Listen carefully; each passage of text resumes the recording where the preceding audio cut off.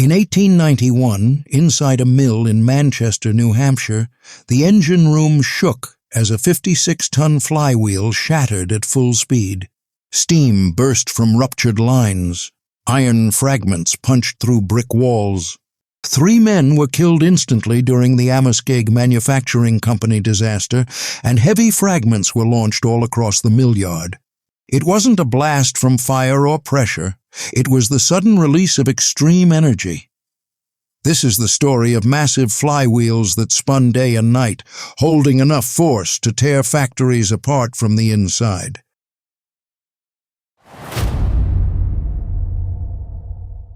Factories did not build giant flywheels because they thought they'd be dangerous. They built them because steam power was inherently uneven and unreliable. In the late 19th century, smooth motion was the difference between profit and shutdown. Steam engines delivered power in pulses. Each piston stroke surged, then fell. In a textile mill, that uneven motion snapped threads, jammed looms, and ruined product. But flywheels solved that problem. I need to pause real quick. If these industrial history stories are enjoyable for you, I would be grateful if you could subscribe and let me know in the comments below which kind of disasters I should investigate next. Now, back to the action. By the 1870s, most large mills used a single central engine connected to line shafts that ran the length of the building. A heavy flywheel absorbed the surges from each piston stroke and released energy between them. The heavier the wheel, the smoother the motion. In large mills, flywheels commonly weighed 20 to 50 tons. At the biggest plants, weights exceeded 100 tons, with diameters over 25 feet. These were not backups. They were the core of the system. One flywheel often powered hundreds of machines at once. Looms, carding machines, presses, and pumps all depended on the same rotating mass. If it slowed, the entire factory slowed. Why not use smaller wheels instead? Stopping was expensive. Restarting a steam engine took time, fuel, and labor. A heavier flywheel enabled engines to run through brief load changes without stalling. That stability mattered more than flexibility. Flywheels also store energy during low demand. When the machines engaged suddenly, the wheels slowed to keep everything moving. This reduced fuel consumption and engine wear. The trade-off was always put on the back burner. That's if it was even brought up at all. A flywheel does not burn energy, it stores it. At typical operating speeds of 30 to 60 revolutions per minute, a massive wheel carried energy comparable to large industrial boilers under pressure. That energy sat indoors, surrounded by workers. To factory owners, the system made sense. It was efficient, proven, and widely copied. Mills across North America and Europe used near-identical layouts. The danger was normalized, and once factories learned to depend on that stored motion, there was no easy way to step back from it, and the resulting disaster would be devastating. By the late 19th century, flywheels had outgrown common sense. What began as a helpful stabilizer became one of the heaviest moving objects ever installed inside a building. Size was no longer incidental. It was the design. Industrial flywheels were built to scale with demand. As factories grew, wheels grew with them. In major textile and steel mills, flywheels routinely reached 30 feet in diameter. Some exceeded 40 feet, filling entire engine rooms wall to wall. Could you imagine working next to one of these massive wheels? If you did, let me know in the comments. Weight followed diameter. Mid-sized mills operated wheels in the 20 to 50-ton range. Large complexes weighed over 100 tons. At the extreme end, documented flywheels approached 200. I will repeat that. 200 tons, rivaling small ships in mass while spinning on a single shaft. Why did engineers accept this indoors? Because the math favored inertia. A larger diameter placed more mass at the rim where it mattered most. Even a small increase in radius led to a dramatic increase in stored energy. This allowed engines to absorb sudden load changes without stalling. Speed stayed deceptively low. Most factory flywheels turned at almost 60 revolutions per minute. And to be honest, to the human eye, it looked calm. To the rim, it meant traveling faster than a sprinting horse. The materials were almost always cast iron. Steel was expensive and harder to produce in large sections. Cast iron could be poured in massive molds, cooled, and machined with the tools of the day. These wheels were mounted horizontally on shafts supported by heavy bearings. They were rarely enclosed. In many engine rooms, the rim passed just feet from walkways where men worked full shifts. No blast walls separated the machine from the people. Brick walls were built for weather, not force. Floors were designed to hold weight, not cushion force. Engine houses were often placed at the center of a mill complex. From there, belts and shafts distributed power outward. This made the flywheel the physical and operational heart of the factory. Was there any safe way to house a machine this large? At the time, engineers believed strength alone was enough. If the wheel were thick, solid, and slow, it would last. Many did for decades, but size carries consequences. A wheel weighing tens or hundreds of tons does not fail gently. Once motion is lost, energy can only flow in one direction. And as we'll soon find out, the bigger the wheel, the less forgiving that release becomes.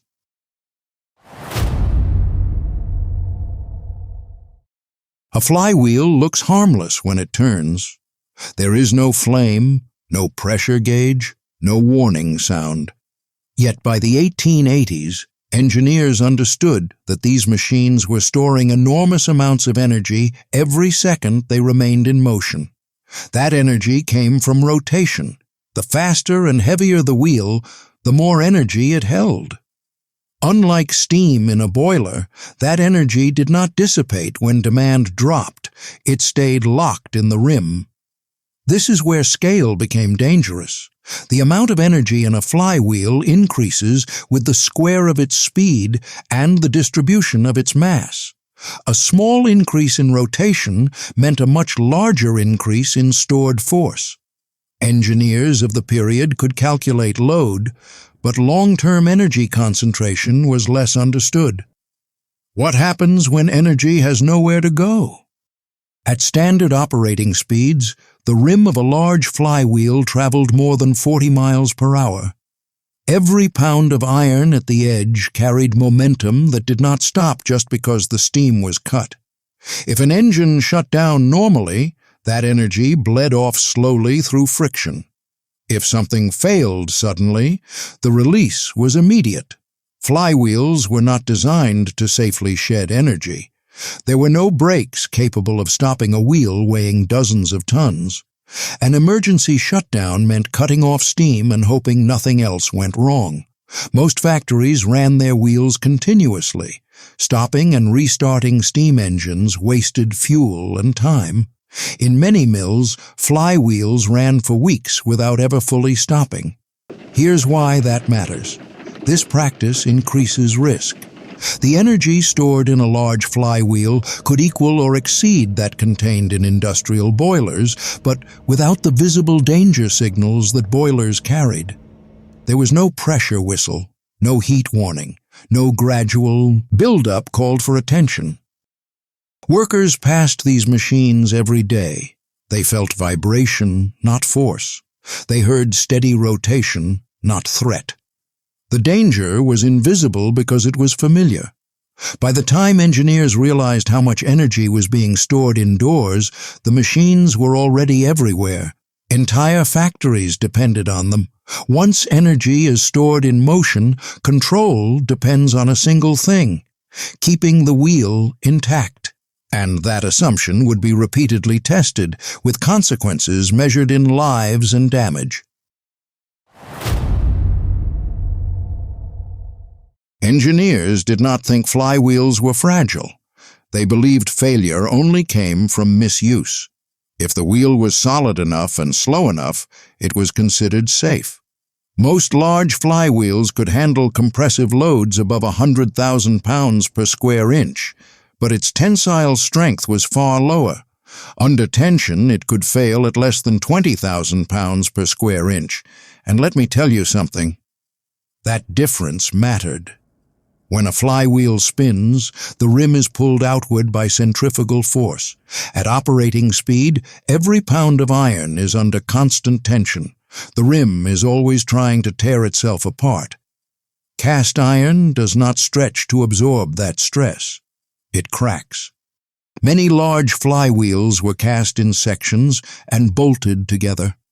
A single wheel could contain a dozen or more joints, each one concentrating stress in a way engineers could not fully calculate. Why trust bolts to hold back rotational force? Speed control relied on mechanical governors. These systems worked by balance and motion, not electronics. Period engineering texts warned that a governor failure could cause engine speed to rise by 10% or more before operators could react. That increase was dangerous. Stress in a spinning wheel rises with the square of its speed. A 10% overspeed could increase internal stress by more than 20%, instantly pushing iron past its limits. Fatigue made things worse. Flywheels often ran continuously for weeks at a time, heating and cooling in response to load changes. Each cycle grew microscopic cracks that could not be seen from the surface. There was no way to inspect the interior of a massive casting. X-rays did not exist. If a crack formed deep inside the rim, the earliest hint was failure. Engine rooms were built without containment. Walkways passed within feet of the wheel. Brick walls were designed to hold weight, not stop fragments. Engineers trusted history. Thousands of flywheels worked. That success became proof. But engineering does not fail at the average. It fails at the limit, and you're about to find out how, once a flywheel crossed that limit, there was no correction left to make.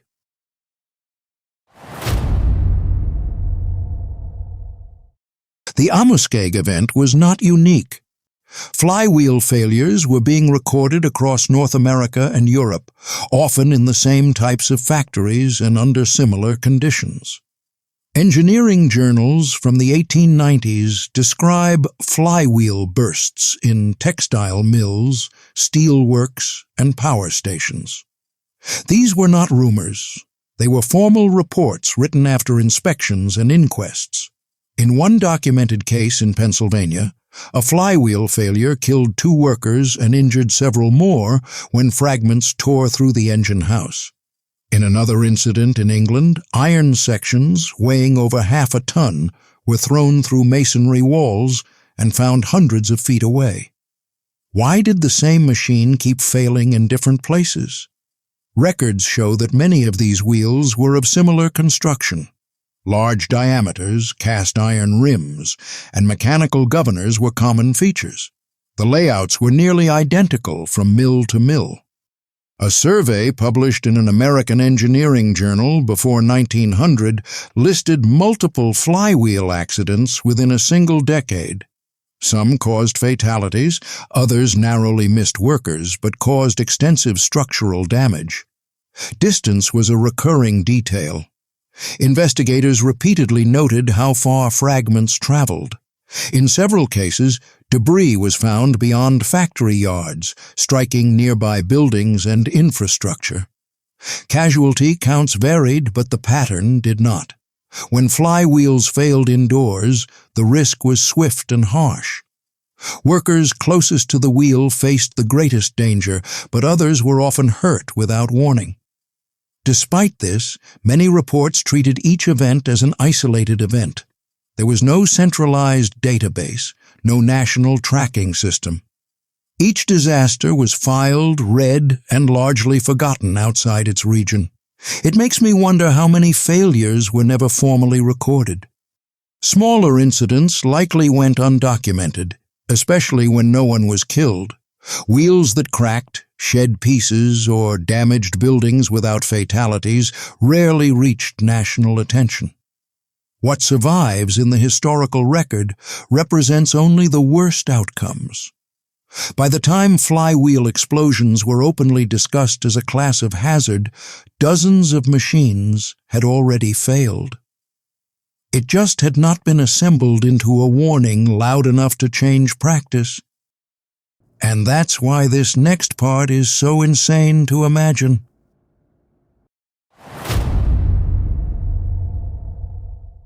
When a flywheel breaks, the failure is over almost as soon as it begins. Investigators noted that the entire event often lasted less than 1 second. There was no time to react, shout, or move. The wheel did not fall apart evenly. It split at the rim's weak points. Each broken section kept moving in the direction it had been traveling. This is where the danger multiplied. Fragments did not drop to the floor. They left the wheel at full rim speed and traveled straight outward. Inside an engine house, that meant walls, columns, and anything in between. In several cases, iron punched through brick walls 2 to 3 feet thick. Timber beams snapped. Cast iron columns shattered rather than bending. How does a building survive a force like that? Here's a little secret for you. It doesn't. Fragments flew in different directions. Some traveled low, crossing the engine room at chest height. Others rose and tore through roofs. Investigators even found iron embedded deep in the ground outside the building. One report described debris landing more than the length of a football field away from the engine house. Another noted pieces ripping through multiple rooms before stopping. The violence and destruction was widespread. Engine houses were never designed for internal impact. Walls were meant to hold weight, not stop moving iron. Windows failed instantly, turning glass into secondary hazards. Survivors often described an instant stillness afterward. The engine stopped. Belts fell slack. Dust drifted in the air. Investigators later measured damage patterns and struggled to reconstruct the event. The paths of the fragments looked random, but they followed the laws of physics, not chance. It became clear as day that once the rim failed, containment was impossible. The flywheel did not explode outward due to heat or pressure. It simply released motion that had been stored for hours. And when that motion escaped, the building around it became part of the failure. But this wasn't the worst of it all. Flywheel failures rarely stayed inside the engine house. Once fragments escaped the walls, the disaster spread into the surrounding mill complex and the town beyond it. At Amoskeag in 1891, damage was reported in 4 separate mill buildings, not just the engine room. Windows shattered across the yard. Roofs were pierced. Workers far from the wheel were injured without ever seeing it. Basically, what I'm telling you is there was nowhere to hide. Mills were built close together for power and transport. Engine houses sat at the center, with workshops, warehouses, and offices packed tightly around them. When iron left the wheel, it crossed those short distances almost instantly.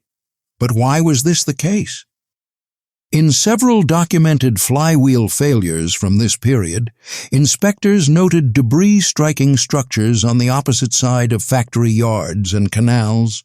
In Manchester, fragments crossed the Merrimack River, reaching areas assumed to be out of danger. The effect on people outside the engine room was immediate. Shifts were halted across entire complexes. Hundreds of workers were sent home at once, not because machines were broken, but because buildings were no longer safe to enter. The disruption spread into the town. streets filled with workers looking for news, families gathered at mill gates.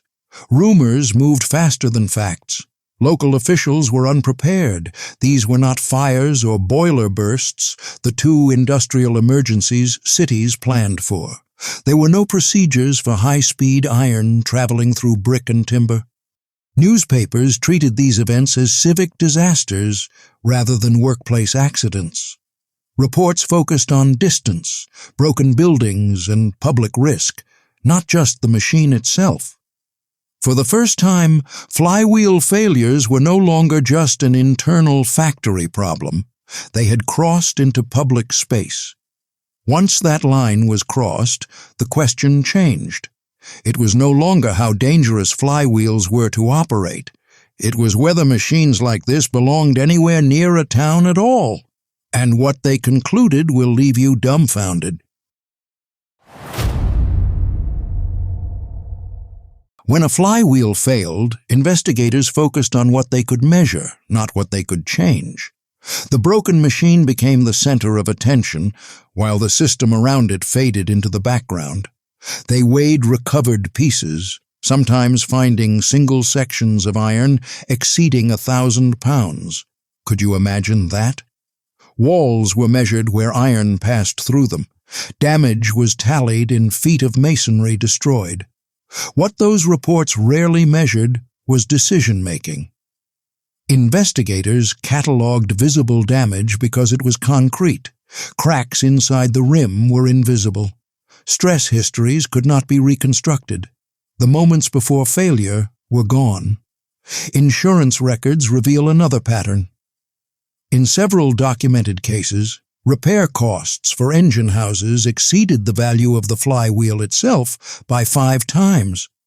Buildings were replaced, machines were reordered, the underlying design stayed the same.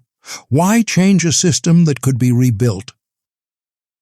Casualty reporting followed a similar logic. Deaths and injuries were recorded as outcomes, not signals. A fatality count closed a case. It did not trigger a redesign. In technical journals, flywheel failures were often reduced to single causes: material defect, speed excursion, improper maintenance. Each explanation stood alone, even when evidence pointed to several acting together. This narrowed the lesson.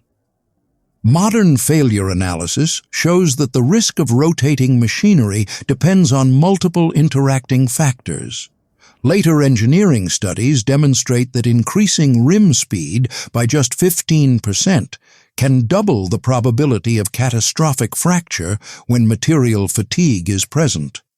Early investigators did not evaluate risk this way. Containment was almost never discussed. Reports assumed that if a wheel failed, damage was inevitable. The idea of designing for failure had not yet taken hold. Unfortunately for the mechanical engineers, they would soon find out why this ongoing process failed forever. The first real response was not removal, it was containment. Engineers began asking how to limit damage when failure occurred, not how to prevent failure entirely. One approach was mass shielding. Some factories surrounded flywheels with timber and steel housings several inches thick. Tests showed these barriers could stop smaller fragments weighing under 300 pounds, but larger pieces still broke through. Was partial protection enough? Another method was relocation. Flywheels were lowered into pits below floor level. By placing the rim below grade, engineers reduced the chance of fragments traveling horizontally through work areas. Damage was redirected into the earth and concrete rather than into people. It's nice to see they finally made some headway, isn't it? Design changes followed. Steel began replacing cast iron in critical applications. Steel rims cost more, but they behaved differently under stress. Instead of shattering, steel could deform, shedding energy without breaking apart. Operating practices also changed. Some plants imposed speed limits well below design maximums. In documented trials, reducing operating speed by 1/4 cut rim stress by nearly half, a significant reduction without changing equipment. You're probably wondering why wasn't this done earlier? Because safety reduced output. Slower machines produced less. Heavier housings took up space. Pits complicated maintenance. Every safety improvement carried a cost. Electric motors offered a different answer. Instead of storing energy in one massive wheel, power could be distributed across dozens of smaller units. Each motor carried only the energy needed for its task. Studies comparing systems showed a stark contrast. When a motor failed, damage was localized. When a flywheel failed, damage multiplied. The difference was not power level, but energy concentration. Adoption was uneven. Large, well-funded plants changed first. Smaller operations delayed. Some retrofitted only after near misses, not disasters. Regulation followed slowly. Insurance underwriters began charging higher premiums for uncontained flywheels. That financial pressure pushed changes where engineering arguments had not. For the first time, the industry accepted that failure was inevitable, and design had to account for it. That realization set the stage for a more permanent solution. Flywheels did not disappear overnight. They faded as factories changed how power was delivered. The shift was quiet, practical, and driven by math. Electric motors broke the old model. Instead of one massive wheel driving an entire plant, power was split across dozens of smaller machines. Each motor stored only a fraction of the energy a flywheel held. That difference mattered. In plants that were fully converted, the largest rotating mass inside a building dropped by more than 90%. Failure no longer meant citywide damage. It meant one machine stopping. After all, why keep a system that concentrates risk? Maintenance records showed another change. Motor-driven equipment reduced downtime by thousands of hours per year in large operations. A single failure no longer shuts down an entire factory. Space also changed. Engine houses shrank or vanished entirely. Floors once built to carry massive rotating loads were repurposed. Some flywheel pits were filled in, others were sealed and forgotten. Electric drive systems reduced fuel use by double-digit percentages in many plants. Fewer belts, fewer shafts, fewer bearings meant fewer points of failure. Insurance premiums dropped where large flywheels were removed. Still, not every factory changed at once. In smaller or remote operations, flywheels continued to run because replacement was expensive. Some wheels remained in service long after better systems were available, operating only because they had not failed yet. That familiarity was deceptive. What ended the flywheel era was not regulation or outrage, it was competition. Once safer systems proved cheaper and more reliable, the logic that had justified giant indoor flywheels collapsed. Energy no longer needed to be stored in one place. The machine that once powered entire cities became unnecessary. The flywheel taught industry a hard rule. If energy is stored, it must be controlled. If failure is possible, it must be contained. That lesson was paid for in iron, brick, and lives, and it still defines how dangerous machines are built today. Thanks for tuning in. I hope you enjoyed learning about flywheels as much as I did.